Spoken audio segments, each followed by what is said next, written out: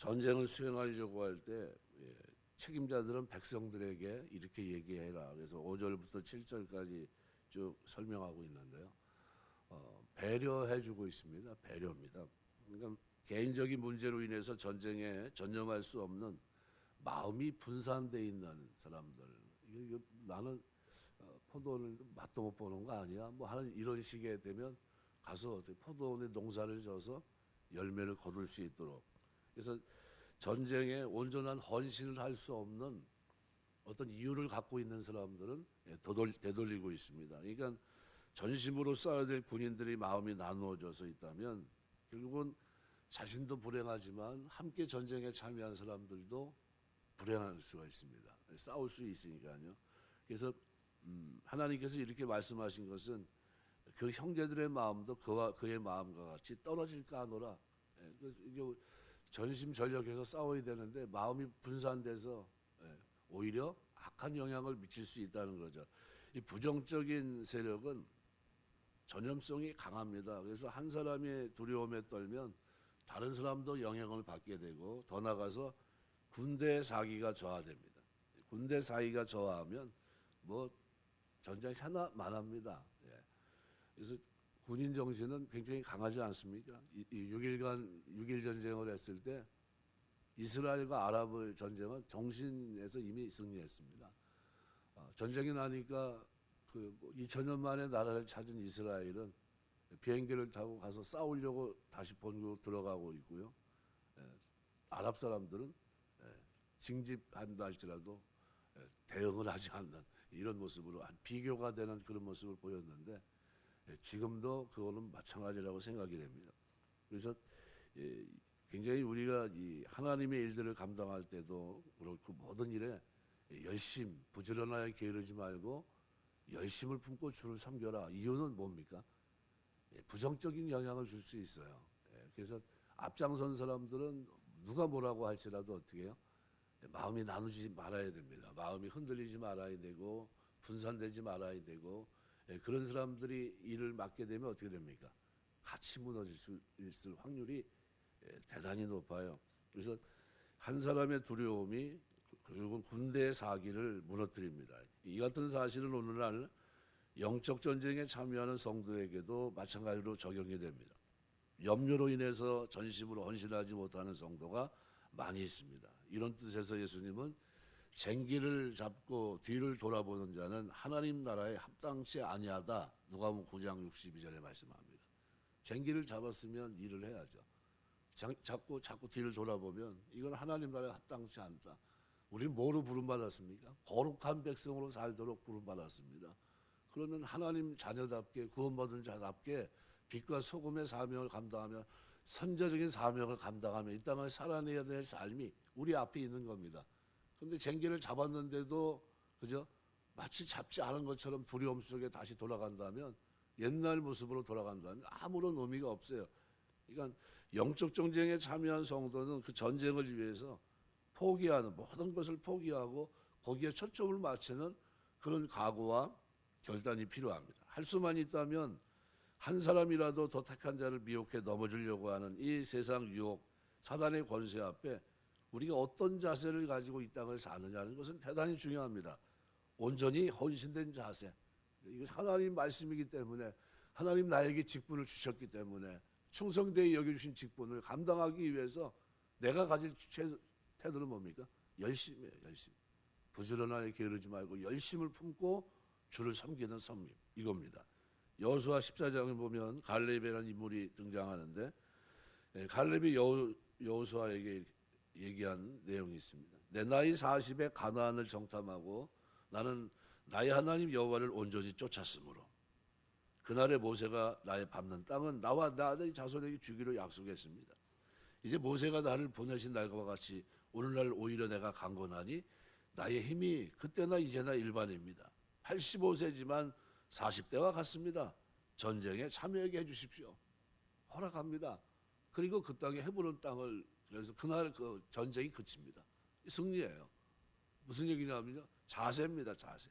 온전한 헌신. 그러니까 이 용기가 어디서 나온 겁니까? 네, 온전한 헌신에서 나온 겁니다. 여호와를 온전히 쫓았으므로 우리 우리 신앙생활은 여호와를 온전히 쫓는 겁니다. 우리 주님을 온전히 쫓는 겁니다. 우리 쫓아가시길 주의 이름으로 축원합니다. 내가 지금 그 길을 걷고 있다는 걸 인식하셔야 됩니다. 헬렌 켈러는 그래서 그렇게 얘기합니다. 사람들이 이론이나 말에 대해서는 용기가 있지만 실천을 위해서는 용기가 없습니다라고 얘기했어요. 고린도서 10장 3절 4절 이하에 보시면요. 우리가 육체에 있어 행하나 육체대로 싸우지 아니하노니 우리의 싸우는 병기는 육체에 속한 것이 아니 오직 하나님 앞에서 견고한 진을 파하는 강력이라. 모든 이론을 파하며 모든 생각을 사로잡는 그리스도께 복종케 하라. 모든 생각을 사로잡아 그리스도께 복종케 하라는 이 바울의 권면이 고린도후서 10장에 기록이 되어 있는데요. 이 선한 싸움에 있어서 온전한 헌신은 뭡니까? 모든 이론과 모든 생각을 다 사로잡아 그리스도께 복종하는 겁니다. 이런저런 생각이 많고 이런저런 방법이 많겠지만 그거 다 치워버리고요. 복종하는 겁니다. 하나님, 내 생각은 이렇지만 하나님이 가라 하니까 내 생각 접고 이렇게 가겠습니다. 육체대로 싸우지 않는다는 말은요. 고린도 교회가 육체대로 바울을 비난했지만 같은 방법으로 대응하지 않겠다 이런 얘기입니다. 안 좋게 얘기했지만 똑같이 안 좋게 얘기하지 않겠다는 거예요. 욕을 욕으로 돌리지 않겠다는 겁니다. 세상적으로 불신앙적으로 대적하는 사람에게 똑같은 방법으로 대적하면 영적 전쟁에서는 실패한 겁니다. 우리는 거듭난 사람들이고 그 사람들은 거듭나지 못한 사람들입니다. 우리가 소방서에서 소방관들이 불을 끄러 가는데 불을 불로 끕니까? 불을 물로 끕니까? 물로 끄는 겁니다. 똑같은 걸 가지고 싸우질 않는다는 거죠. 싸우는데 험담을 하면서 막 육두문자를 써가면서 다가오는 사람들에게 똑같이 그렇게 싸워서 이길 수 있을까요? 그건 이기는 게 아니죠. 그럼 어떻게 해야 이기는 겁니까? 이기는 거는 전혀 다른 방법이 되겠죠. 물이 되겠죠, 물. 그 불을 물로 끌 수 있어야 되겠죠. 그러기 위해서는 하나님의 성령의 충만함이 우리에게 필요하고요.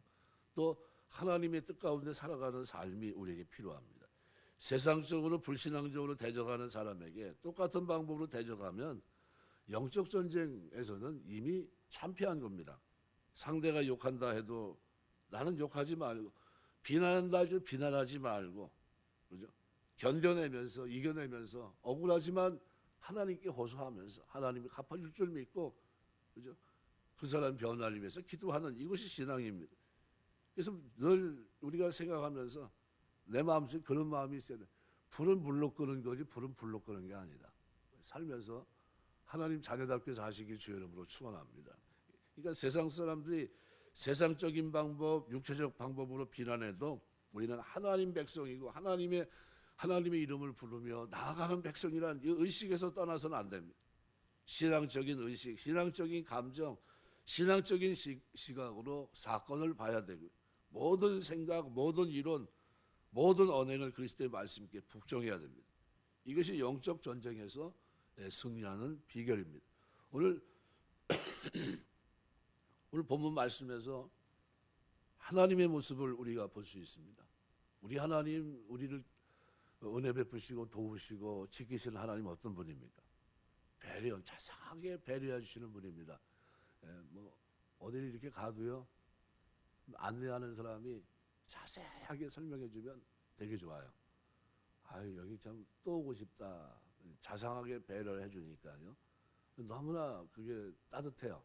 아 참 좋다. 뭐 환경이 뭐 다른 거 따뜻할 수가 없잖아요. 다 손으로 보면 눈으로 뻔히 보이는데 그런데 그 말 자상하게 몇 마디 받은 그 말이 잊혀지지 않아요. 그쪽을 나중에 이렇게 생각해도 마음이 흐뭇합니다. 아, 참 감사하다.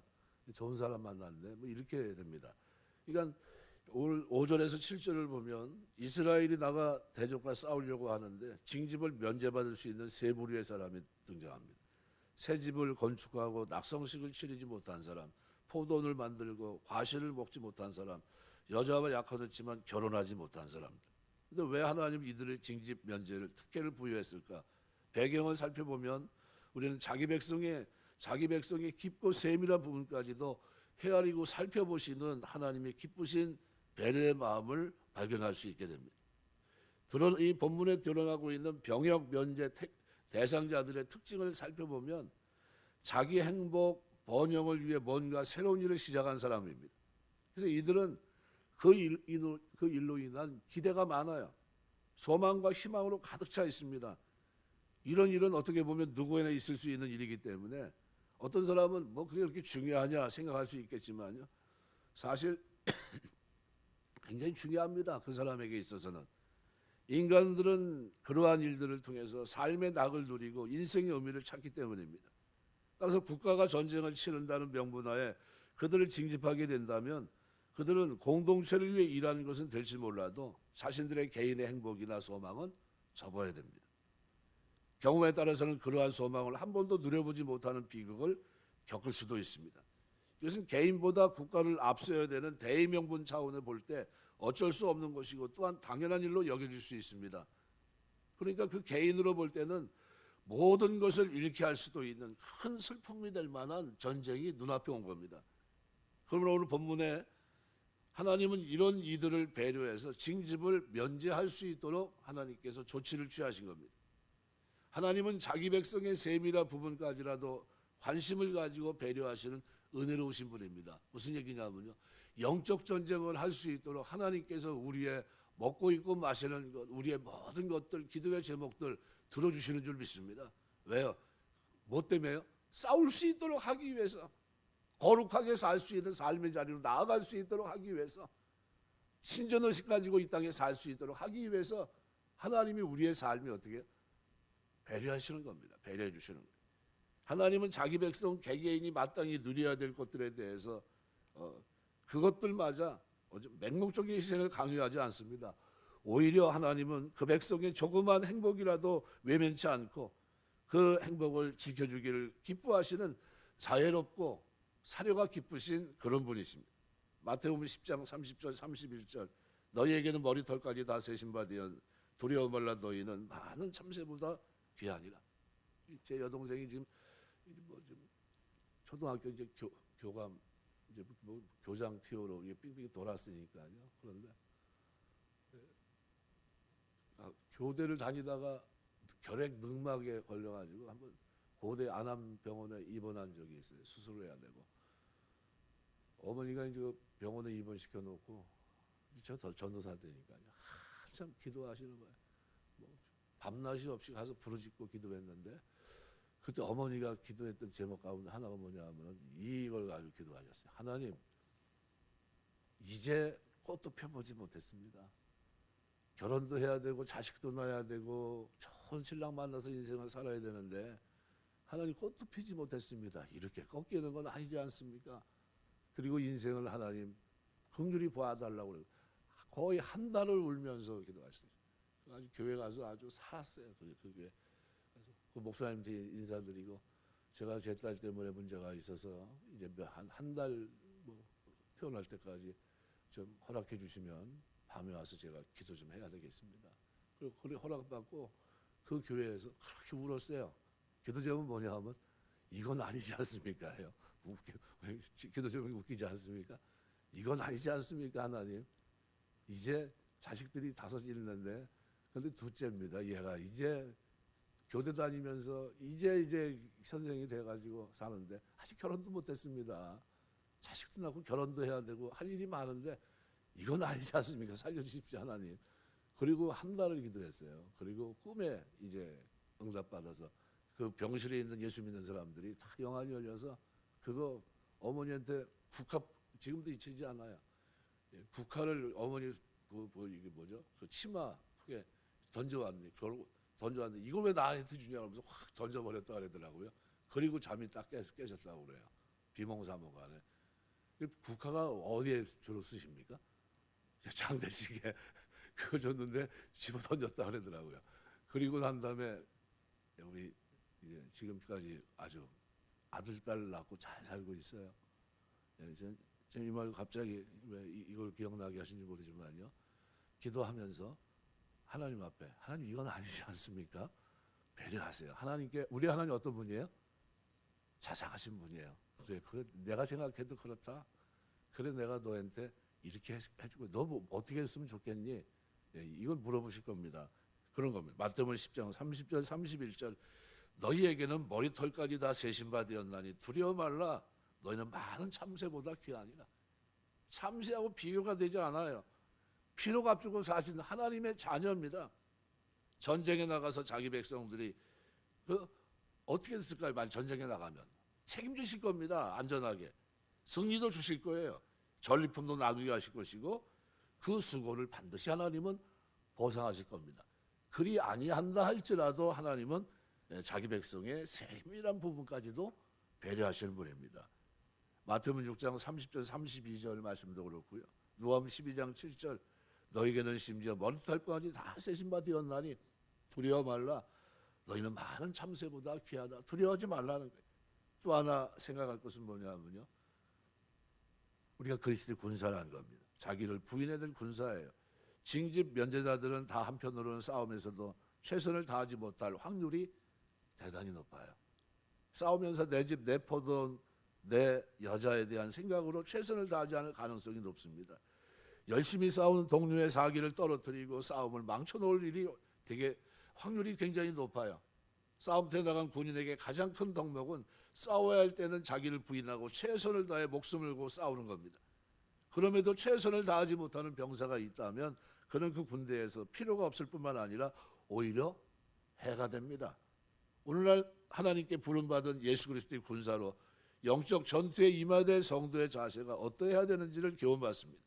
바울은 디모데후서 2장 4절에서 군사로 다니는 자는 자기 생활에 얽매이는 자가 하나도 없나니 이는 군사로 모집한 자를 기쁘게 하려 함이라 그랬습니다.